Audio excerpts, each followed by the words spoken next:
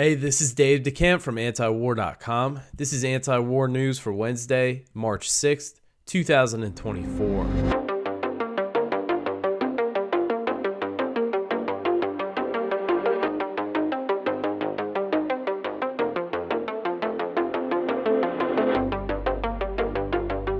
All right, the first story at the top of antiwar.com today. Julian Assange's brother will attend Biden's State of the Union.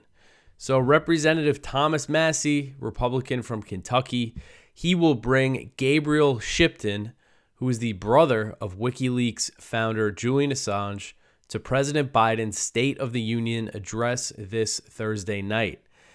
So Massie wrote on X, quote, President Biden will be looking at Julian Assange's brother in the House gallery Thursday night as Biden delivers the State of the Union, end quote. I didn't realize the State of the Union was this Thursday until I saw Massie say this. So this is really great. And this is part of Massie's strategy to pressure Biden to drop the charges against Assange, who is facing up to 175 years in prison if extradited to the U.S. and convicted for exposing U.S. war crimes. And all he did was publish documents that he obtained from a source, which is a standard journalistic practice. Massie told the Courier-Journal, quote, the U.S. government's ongoing effort to prosecute Julian Assange threatens the First Amendment rights of Americans and should be opposed. During his term in office, I asked President Trump to pardon Mr. Assange, and I was disappointed by his failure to do so. President Biden should stop seeking Assange's extradition and should instead drop the criminal charges currently being pursued by the Department of Justice, end quote. So Assange, who is an Australian citizen, which is always important to point out because they're trying to prosecute him and he's not even an American citizen. He's been held in London's Belmarsh prison since the Trump administration indicted him under the Espionage Act in 2019. Last month, Assange's legal team presented its case for an appeal to the UK Home Secretary's decision to extradite Assange to the US. And a decision on whether or not he can appeal is expected to happen soon. It's not clear when that's going to happen. I'm not sure. I should ask some Assange people if they have an idea, because it could just, as far as I understand, it could just happen at any time. We really don't have a clue when they might make that decision. So again, he appealed. His legal team is looking for an appeal to the decision. So that's what that hearing was about last month. And now the British High Court will decide whether or not he gets the appeal. And if not, that was said to be his last chance at fighting the U.S. extradition. Excuse me. So the defense team, Assange's defense team, introduced new evidence.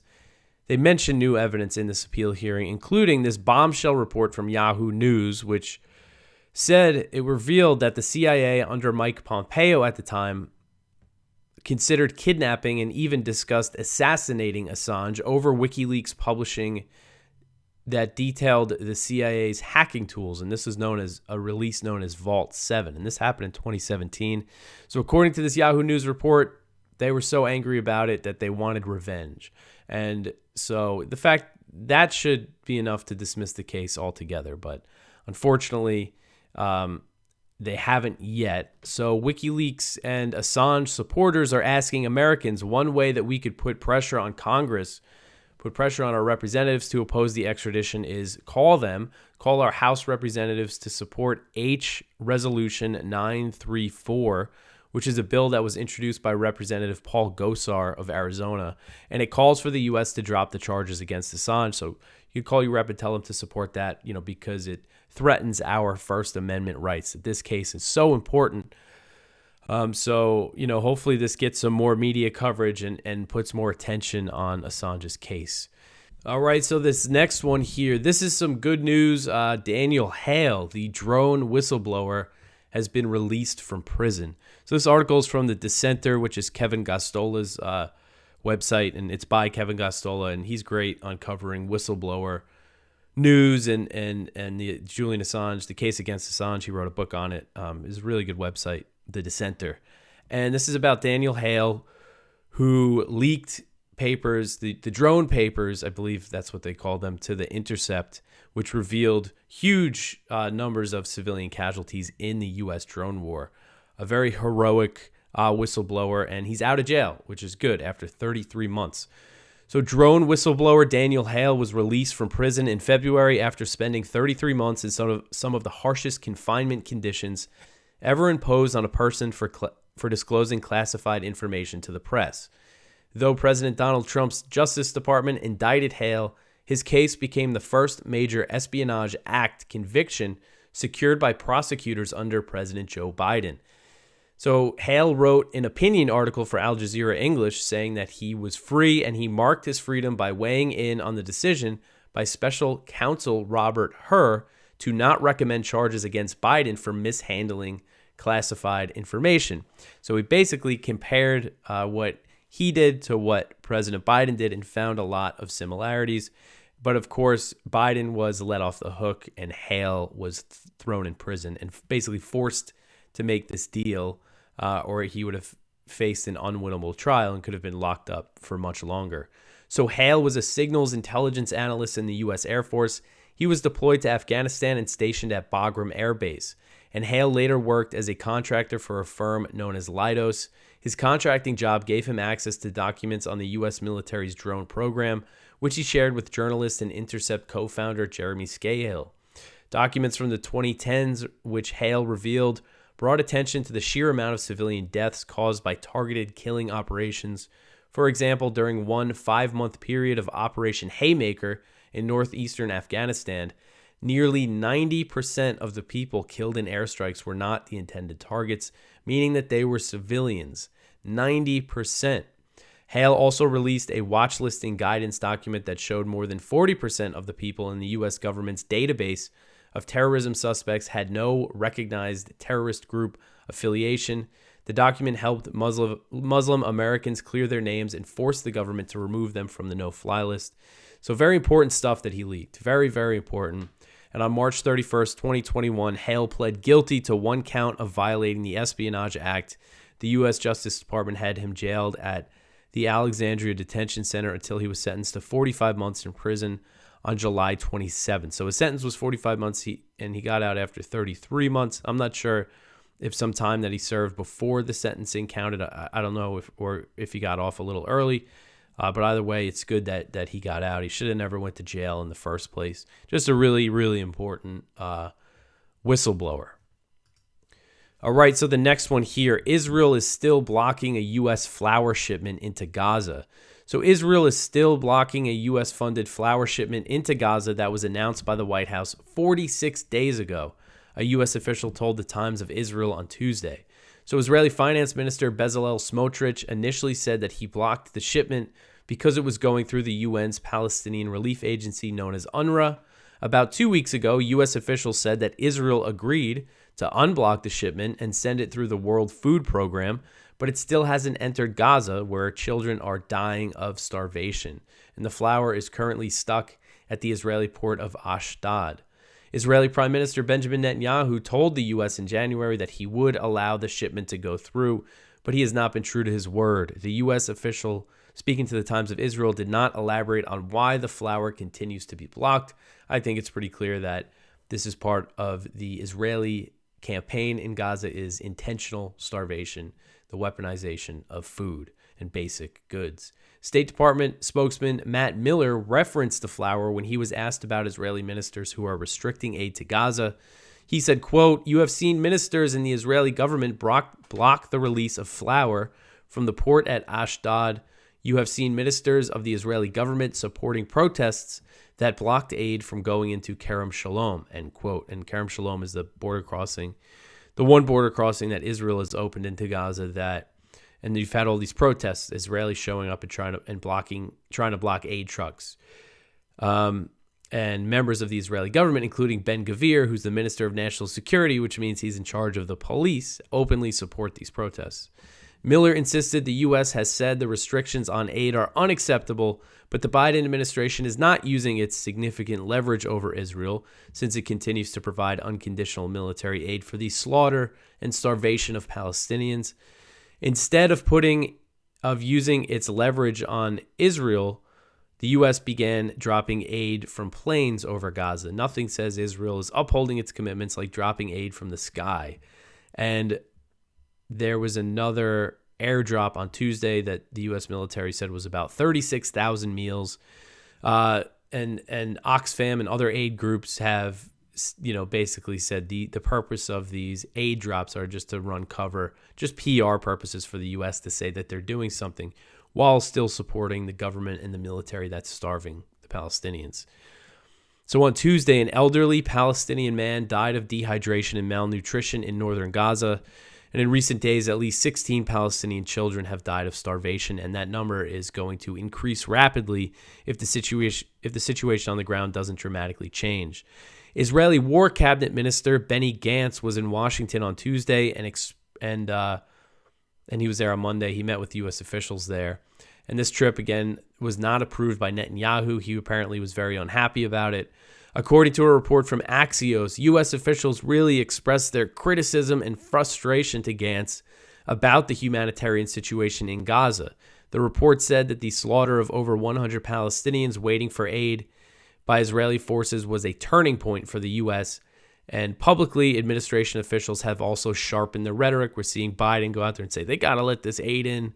But there's still, again, no sign that they're actually considering doing what they can do to get them to agree. And that's the military aid, really leverage that military aid. And they're saying that the Flower Massacre was a turning point. But the only difference here is kind of the public rhetoric so far. Hopefully, at some point, something gives. I've been thinking that for a long time, and it still hasn't.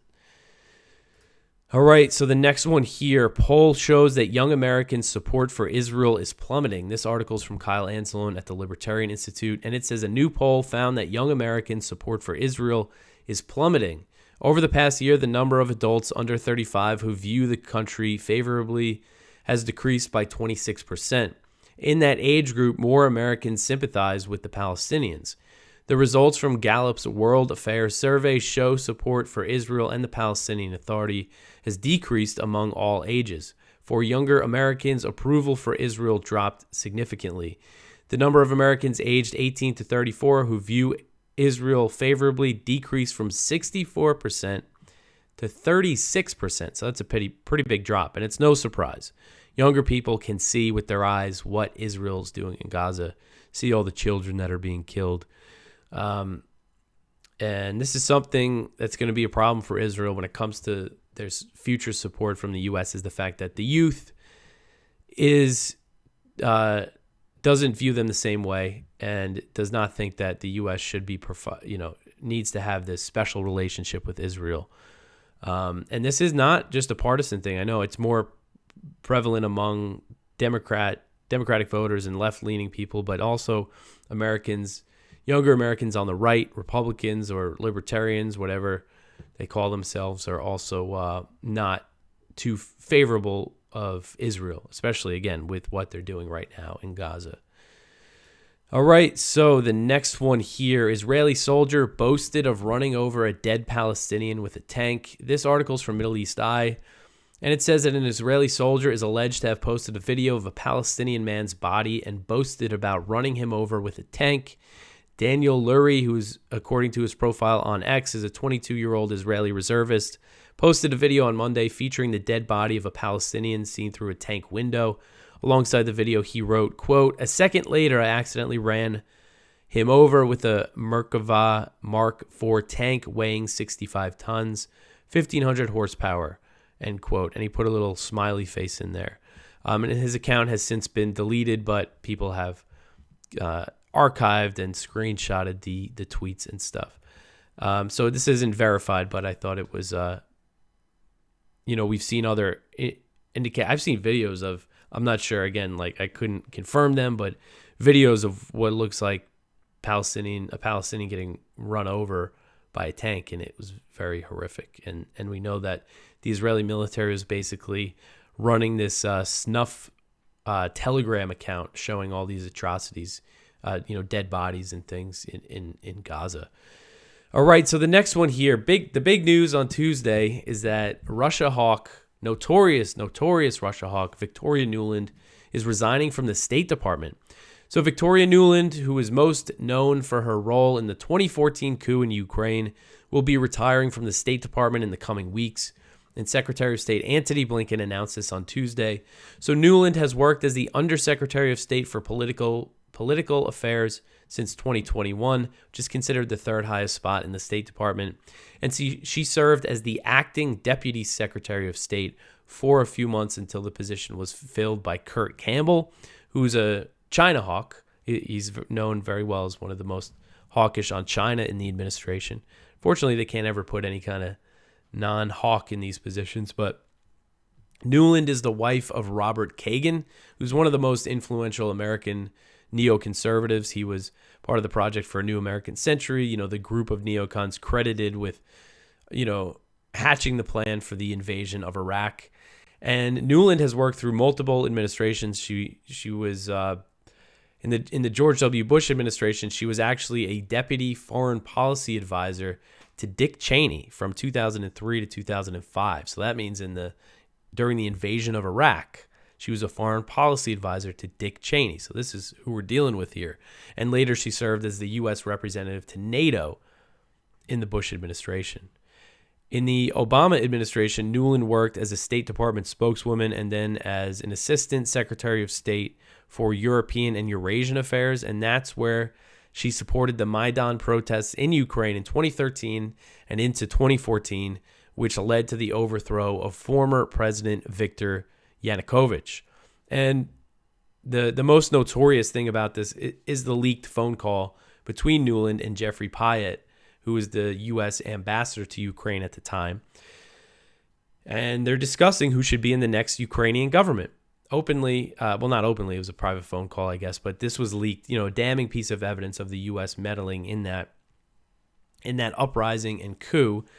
And she's also, would show up to the protests. In one case, she handed out cookies. I mean, she was really the face of the U.S. regime change effort in Ukraine and the proxy war that has followed. She really is the face of it.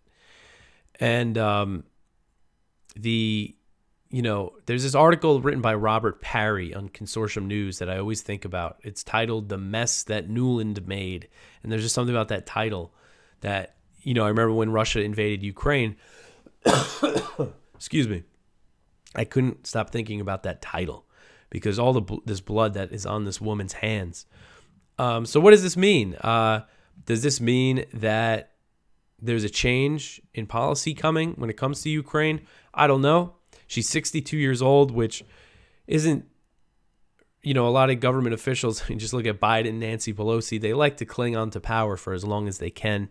So maybe she was nudged out. It could mean something. And there's also the theory that maybe she sees this thing going, collapsing, the fact that Ukraine has no chance of winning on the battlefield. It's just a complete disaster, this whole proxy war. Maybe she's just like, she sees the writing on the wall and wants to get out of there before there's really a big reckoning for this. Those are a few theories. But there's other things about Nuland. I mean, there's a lot to say about Nuland. I don't want to spend a crazy amount of time on her, but she is responsible for some of the most reckless rhetoric during this whole thing. She threatened the Nord Stream pipelines before the Russian invasion. She said that the U.S. supports, Ukrainian attacks on Crimea.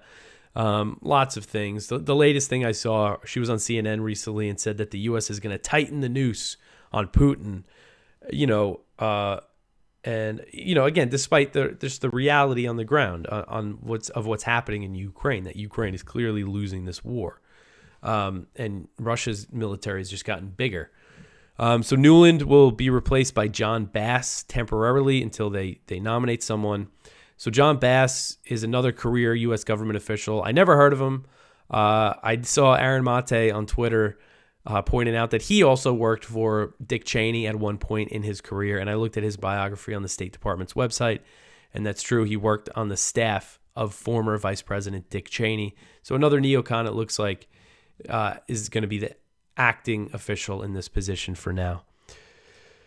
All right, so the next one here. Canada is considering sending troops to Ukraine for training. So Canada's Defense Minister Bill Blair said on Tuesday that Canada is open to sending troops back to Ukraine to train Ukrainian forces if the right conditions are met. Like many other NATO countries, Canada began training Ukrainian forces inside Ukraine following the 2014 U.S.-backed coup that ousted former Ukrainian President Viktor Yanukovych. But since the February 2022 Russian invasion, Canada has been training Ukrainians inside the UK, Latvia, and Poland.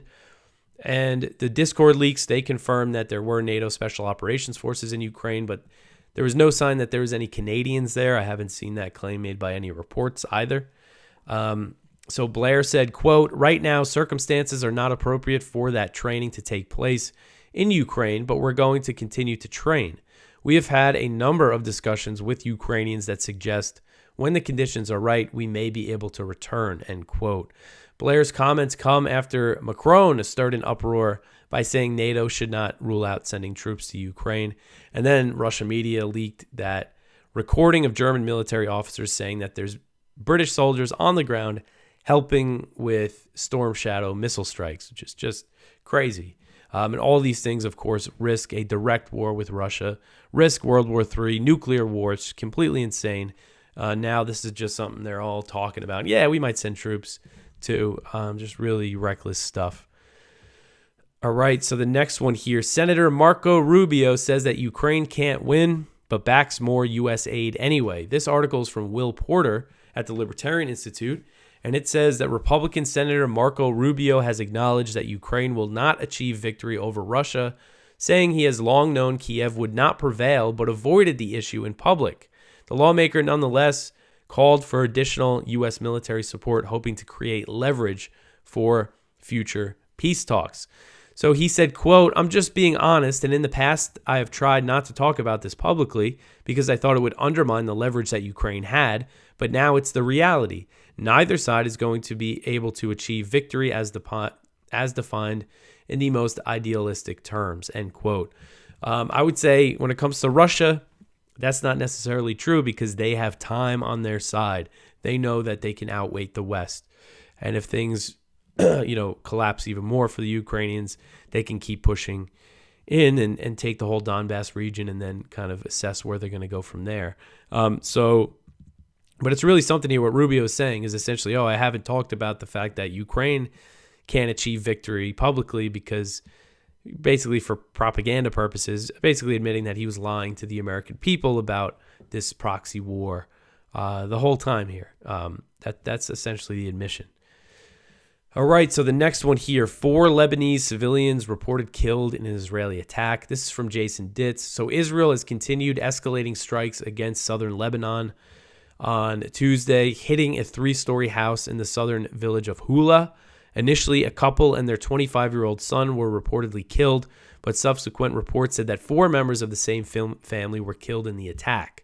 Israel noted the attack but did not address the civilian casualties inflicted, arguing that they were only targeting buildings used by Hezbollah in the village, and Hezbollah responded by firing 30 rockets against northern Israel. So escalations continue, and there are talks between the U.S. and Lebanon going on, but there's no indication that there's a real dialogue between Israel and Hezbollah or anything like that as the things continue to escalate here. All right. So the next one here, Philippine and Chinese vessels collide in the South China Sea. So China and the Philippines are trading blame for the latest collision between Chinese and Philippine vessels in the South China Sea, as tensions remain high over disputed reefs in the waters. I think actually the last time I covered this maritime dispute was a story about how China and the Philippines agreed to ease tensions, but that fell through and things have been heating up again, and now there's another collision. This happened a few times last year. As far as I know, this is the first collision of 2024, but I haven't been following it super closely. But anyway, this collision occurred on Tuesday morning near Second Thomas Shoal, and 4 Filipino crew members were injured. The Philippines uses a grounded ship on Second Thomas Shoal as a base of operations, and China often blocks resupply shipments to the vessel. And the reason why I cover this and why it's so important is because this risks sparking a war between the U.S. and China. Why should Americans care about a maritime dispute between China and the Philippines? Because their government has committed to going to war if this thing turns hot. The U.S. has repeatedly said, and they actually made it official, that the U.S.-Philippine Mutual Defense Treaty applies to Chinese attacks on Philippine vessels in the South China Sea. So that means if the Philippine vessels come under attack, the U.S. is going to intervene directly against China. That means war with China. I mean, it's completely insane. I feel like I've used that word quite a bit today. But after the collision, both sides traded blame, of course, which tends to happen.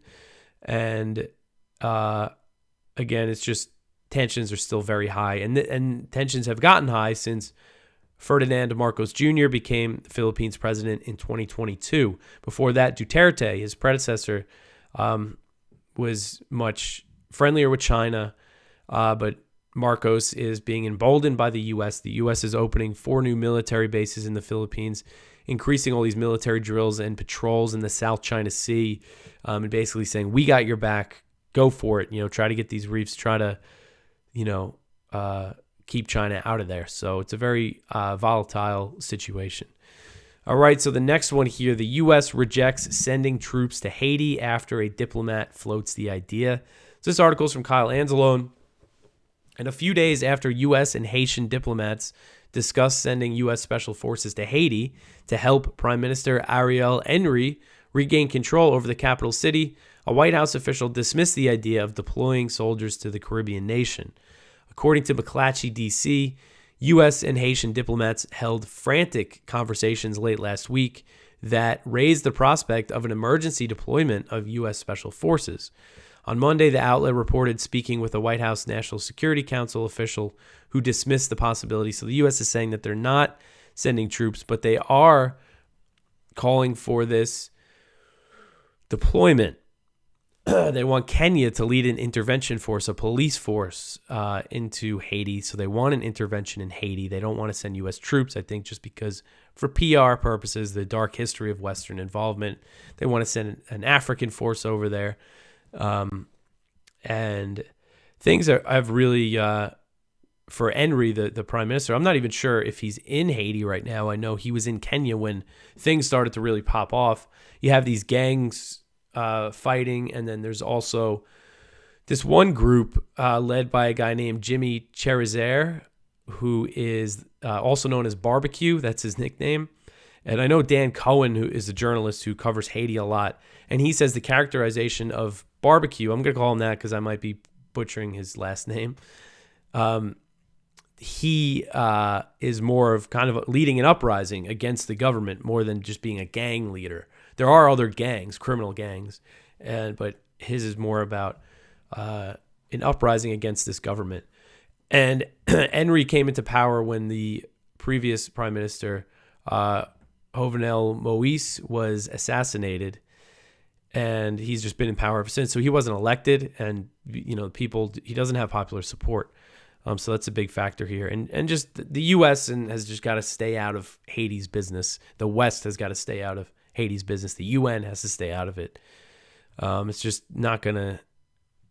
that thing I covered yesterday, the Gray Zone report that revealed the CIA involvement in the 2004 coup in Haiti.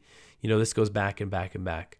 So that's it for the news for today. I left up the story from yesterday about the Idaho State Senate passing the Defend the Guard Act, and I urge people to help out with Defend the Guard. Go to defendtheguard.us. Go check out our viewpoints, one from Giorgio Cafario, Why Egypt Can't and Won't Open the Floodgates from Gaza, one from Andrew Coburn, Pentagon Silicon Valley Problem, one from Amira Haas, Israel's Cruelty is Concealed by Its Decentralization, one from Judge Napolitano, The Torturer's Poor Memories. And the judge, his show on YouTube has been really great for a while now, but he's had Kyle Anzalone on there now basically as a regular, which is really great. Scott Horton goes on there from time to time. A lot of great guests. His show, it's a really good show. It's like 20-minute segments. They usually put out a few a day. And he's been really good on Ukraine, and I was happy to see him be so good on Gaza and Israel. It's something to see because in my childhood brain, Judge Knapp's the guy from Fox News, so it's just cool to see somebody from Fox, with that history being so good on the Gaza war, the Gaza genocide or slaughter, massacre, whatever you want to call it. Spotlight from Daniel Larison. Victoria Nuland never shook the mantle of ideological meddler. And so please go check all that stuff out. Go check out our blog. We also have stuff on the lower half of the page from all around the web, just news stories that we curate for people if you want to go check that out. And yeah, that's it for me for today. You could always support us by sharing the show, like, subscribe, YouTube, Odyssey, Rumble, wherever you watch. Follow antiwar.com on Instagram, Twitter. Follow me on Twitter or X. That's it. I will be back tomorrow. Thanks for listening.